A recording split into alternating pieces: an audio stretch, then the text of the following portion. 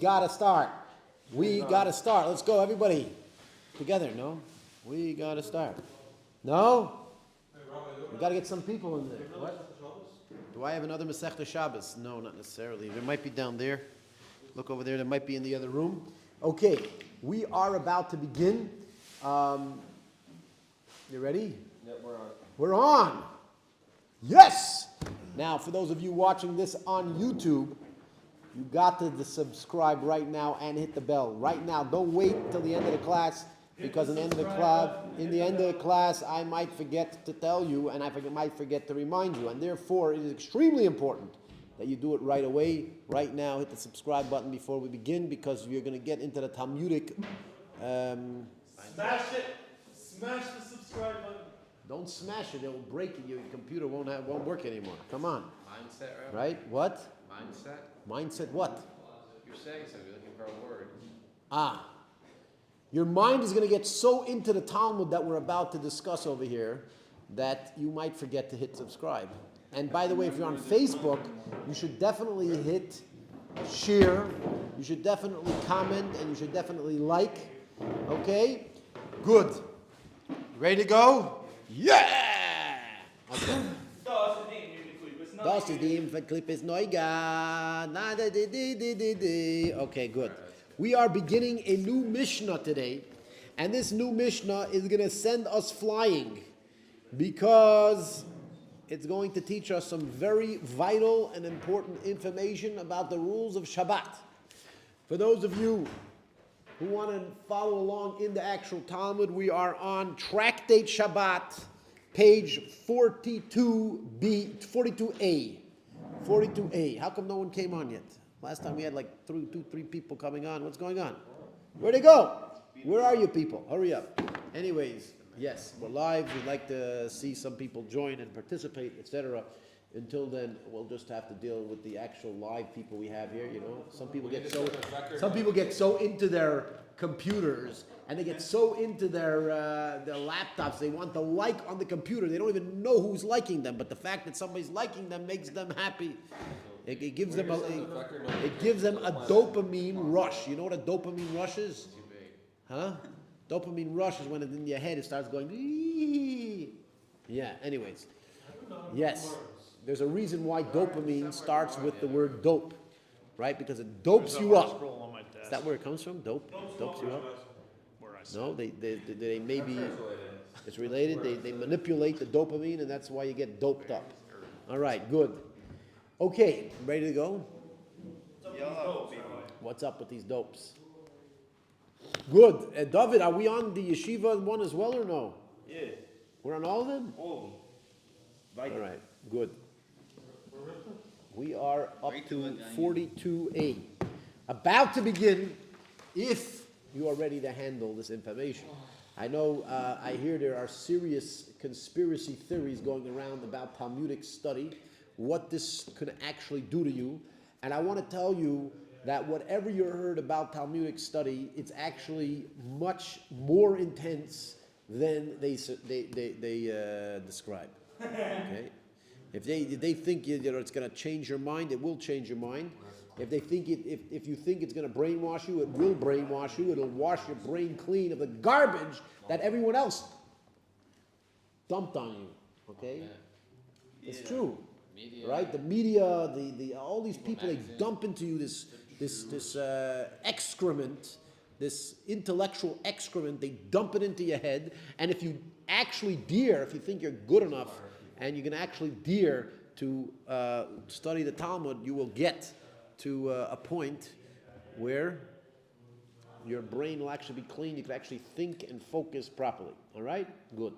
That's that. We're on the Yeshivas one as well? Yeah, good. No one came yet. They'll come. All right. The Bezrat Hashem, yesterday we had a lot of people. Today we have a lot less. But I want to remind anybody that's there right now, if you're watching, you could comment and ask a question in the comments, and we will likely deal with your question during the class. All right? Good. You ready to go? Good. Let's start with this Mishnah. All right? Now, the Mishnah is based on something that we've been studying here for quite a bit of time. And you know what that is? Gemara. Yes, we've been studying Gemara but we're starting Gemara Shabbos. We're studying the Gemara about Shabbos. On Shabbos, are you allowed to cook? No. Dan Tzaddik, are you allowed to cook on Shabbat? No. Depends. Come on, man. It's really not depending. You can. You can warm. Uh-huh. But what's if somebody's about to die? Could you cook? Huh? Yeah. You could cook on Shabbat in certain situations, right? But in most situations, you are not allowed to cook. The question is, how do we define cooking? Last lesson, we had a massive discussion about if you pour hot water into cold water, if you put cold water into hot water, if it's in a bathtub, if it's in an ambati, or in a seifel, or it's in a tub, or in a bucket, they could make a massive difference. Today, we're dealing with more, we're also dealing with cooking on Shabbat, but we're dealing with certain substances that may have different cooking ranges than other substances, okay? Do you think everything cooks at the same temperature? What are you, nuts? No. Not everything cooks at the same temperature, okay?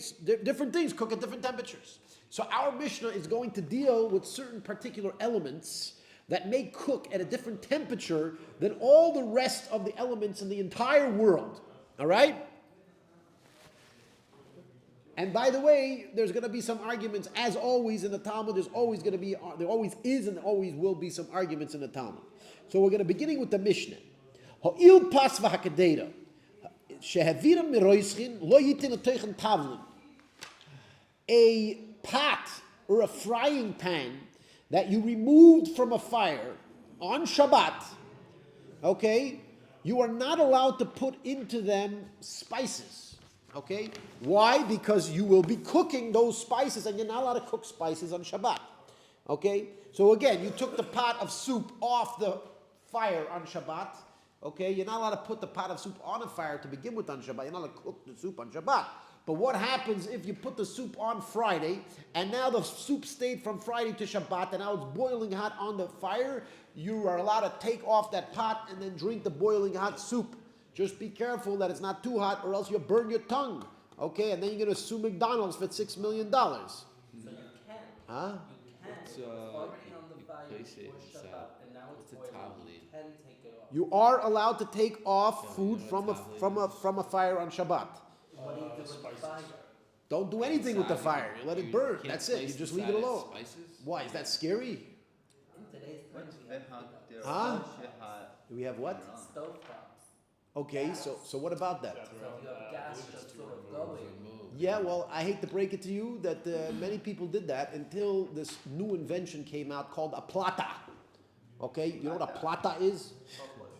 Okay, anybody out there, do you know what a plata is? Let's see if you could put in the comments, what's a plata? A plata. A heated Huh? a heated mechanism to keep stuff warm. A plata. You don't know what a plata is? Keep stuff warm. Huh? Keeps it warm.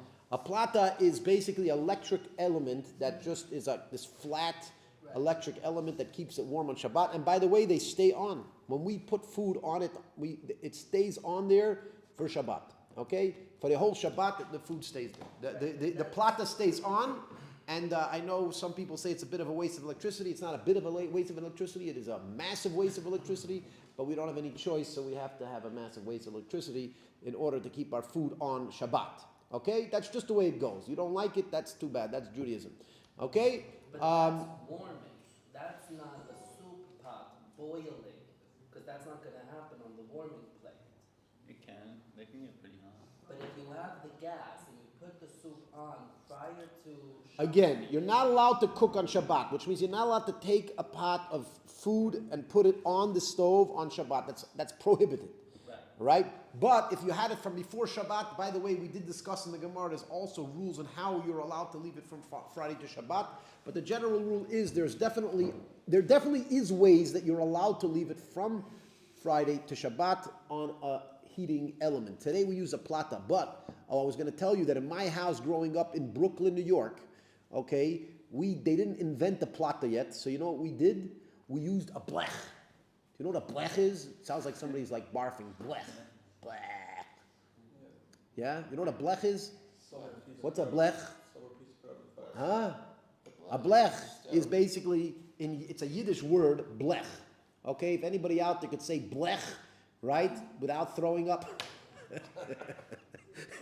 Actually, Rabbi, you might know. What's the plural of blech? Would it be like blechlach? Blechlach. That actually might be. That might work. Blechlach. Yes. Blech. Or if you're really American, you'll just say blechs. Blechs. That sounds like even worse. Blechs. Right? Okay. One of the two, whichever one you want.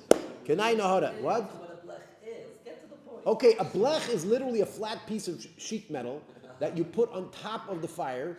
Okay, because if you want to leave from Friday to Shabbat, you have to have some type of, the heating element needs to be covered. So you cover it with a flat piece of metal, and then you put the pots on top of that piece of metal, and that is called a blech, and that is the way we would leave food from Friday to Shabbat. Okay? Anyways, we have Mr. Oleg over here, who met with me quite a few times already online. He is nervous and anxious. He's saying, hold on a second, we're trying to learn the Mishnah over here, and you're talking to me about plata and blechs and all that stuff. What's wrong with you? So I want to remind you guys that when you come to my Talmudic class, we learn everything about Judaism and possibly about the rest of the world, okay? And every once in a while we stick in the Talmud. By the way, this is actually the Talmud way of doing things, because in the Talmud itself, very often the Talmud goes on a tangent, so I do that. All right? Yeah, what's that? It wasn't Starbucks. It was McDonald's. He's wrong. I said McDonald's. I know, he said Starbucks. He's wrong. He's wrong? Yeah. Oh, he said Starbucks was where the woman got burnt, and I said McDonald's. And it was McDonald's? Okay, listen, we have a machloikis, we have a dispute over here between different students. Some say it's McDonald's, some say it's Starbucks. And you know what? There you go. You could argue it out after class, because I'm not going to allow that argument to happen in this class. That's it. Anyways, let's go back to what we were saying before. You are allowed to remove. You're allowed to remove a pot from the fire on Shabbat in certain situations, right? And now you have a boiling hot a pot of soup. Now, if you have a boiling hot pot of soup and you taste a little bit and you're like, this needs some pepper in it, right? Are you allowed to put the pepper in it? No. According to what we just said in the Mishnah, no. You're not allowed to put the pepper inside of it. I'm sorry, can't happen. Too bad. Okay? No pepper in your soup, at least in the pot, right when you pull it off of the fire. Yeah? However, you could put inside of your bowl, you could put spices, or into the serving bowl. Tamchui is a very interesting word, the word tamchui. Anybody want to learn that word, whether it's online or in this yeshiva? Tamchui. Tamchui is basically, it's like a big bowl, but it's like a serving bowl. There's a different word for a bowl that is a personal eating bowl and a bowl that is a serving bowl. There's a difference in the terminology. Okay, that's just the way it is. Okay? Tamchui is the serving bowl. So you are allowed to put the spices into your private bowl or into your serving bowl. Now, who over here could tell me the difference? And by the way, if you're online, you could try to answer the questions. And by the way, if you want to ask a question, you could also ask a question. And if it's a good enough question, we might attempt to answer it and maybe even mention your name and give you a call out. Is that worth something, Don? I just gave you a call out. Does he feel good about it? It feels the same. It feels good. What? It feels the same. I didn't make you feel good, so I won't call on you again. You This can't. It's only Hashem. Huh? What's that? It's only Hashem. Only Hashem. Yeah, but maybe Hashem's working through me to make you feel good. All right? Perhaps. There you go. Dan Sadiq, everybody. Here we go. Good. Okay. Where are we? Where we got lost over here? Oh. Okay, so who's going to tell me what is the difference? What is the difference between putting spices into the pot that you took off the fire and putting the spices into a private bowl or into a serving bowl? Huh? What's less hot? The serving bowl is less hot. That's actually a very good point. The serving bowl is less hot. Why? Because the pot is the actual vessel that the food was cooked in. Now you're pouring into another vessel. Now, as you're pouring it out, it's interacting with the air, which is colder. It's interacting with the bowl. When it touches the bowl, the surface of the bowl is also cold, and therefore now it is cooler than it was in the first pot. And this is a monumental concept. I want to teach all you guys, whether you're online or whether you're not online or in front of my face, you got to learn a very important Jewish rule. It's called Kli Rishon and Kli Sheni. Everybody say it together. Kli Rishon, Kli Sheni. Okay, Kli means a vessel. Rishon means the first. Kli Rishon is the first vessel. Kli Sheni is the second vessel. And it's a very important, monumental concept in Judaism. We have this all over the place, not just about Shabbat. We have this in many places, that there's a difference between vessel 1 and vessel 2. What is vessel 1? Vessel 1 is the pot that actually cooked the whatever it is that we're talking about, right? Let's just say hypothetically, we're going to talk about soup. If it's soup, okay. If it's soup, so then the pot that actually cooked the soup is called Kli Rishon. Even if you took it off the fire, it doesn't make a difference. At the end of the day, it's Kli Rishon. Why is it considered Kli Rishon? There's a few reasons. One of the main reasons why it's considered Kli Rishon is because when you cook something in a pot, the walls of the pot heat up. And therefore, the walls of the pot are extremely hot and continuously giving heat to the food that's inside of the pot. Okay? And therefore, it's called Kli Rishon. Okay, so once you pour it out of the Kli Rishon into a Kli Sheni, the Kli Sheni, which is the second vessel, is cold. The vessel itself is cold. Okay? Since the vessel itself is cold, the soup or whatever food is interacting with vessel number 2 is being cooled off by second vessel. Right? And it's, by the way, constantly being cooled off until the vessel and the food kind of equalize their temperatures. Yeah? Unrelated. The heat plate, could that be on a timer? The what? The heat, whatever you call the heat plate. That's a very good question. Could a hot plate be on a timer? There are different opinions about when and how. What I would suggest is it could definitely be on a timer to turn it off at a certain point. I don't think it could be on a timer to turn it on. There are many people that say that it's a problem because if you let's just say you make a timer to turn it on, then you're basically cooking it on Shabbat, right? Similar to a light though? Could the light, like a lamp, would have a timer that could turn it off? So when it comes to lights, we generally allow it. Yeah. Yeah, we generally allow it when it comes to lights and other things because it doesn't have to do with cooking. When it has to do with cooking, it could be different. All right? And would the idea of putting the pepper into the exact vessel also be considered also cooking and measuring? Because you can't measure. Yeah. Would that all be one of the other stipulations of why you wouldn't do that? I'm not sure. But Anyways, I think it's just I'm not sure. filtering the dish in its cooking pot. What's that? So I don't think it's necessarily measuring. I mean, that could be another problem if you measure out your pepper. But All right, let's get to the end of the Mishnah because we're getting a bit distracted. We want to get back to the Mishnah, to the information of the Mishnah, etc. We have an interesting comment over here again from Oleg, my friend from Be'er Sheva. I'll give you his address in just a moment. No, just kidding. I don't actually think I know his address, but we can find out. Okay. Anyways, he says that a lot of people, they get very nervous and don't do anything on Shabbat because they're afraid of the details that are discussed in the Talmud. And that might actually be true, but it shouldn't be because they should actually learn the Talmud and know the details, and this way they won't have to worry about the details they don't know about because they'll know about all the details. Yeah? There you go. Very simple. All right. What? Zeo. All right. Put the pot back on the fire. Depends. There are certain ways you are allowed to put the pot back on the fire. There are certain ways that you're not allowed to put the pot back on the fire. Backwards? Huh? What? You have to walk backwards? No, you don't have to work backwards, and you don't have to moonwalk, and you don't have to walk on the moon. No. No, none of that. No, don't try to overfluff this Gemara, man. Left hand on your nose. You balance it on your nose. Burning hot soup, you have to balance it on your nose and put it back on somehow, you know. Anyways, good. All right. Okay, so we spoke about a Kli Rishon and a Kli Sheni, the first vessel and the second vessel. We said in the first vessel, you could, in the first vessel, you're not allowed to put spices. In the second vessel, you are allowed to put spices. Rabbi Yehuda says as follows. He says, "Lakoil hu noisim." You can place it in anything, meaning you can place spices in anything. Chutz midavar sheyesh b'chaymetz v'tzir. Except for something that has either salty or vinegary texture. Fish brine. Huh? Fish brine. Fish brine, well, the truth is, it's very often sear is fish brine, but it's basically when you salt fish, the juice that comes out of it is like a salty, juicy stuff that's called sear. It's not necessarily just from fish. We very often use the word sear for other things other than fish. All right? Salty or what? Like a salty juice or vinegary. Or vinegar. Right? Is vinegar? So again, he says that unless the pot has salty stuff or vinegary stuff in it, you can do it.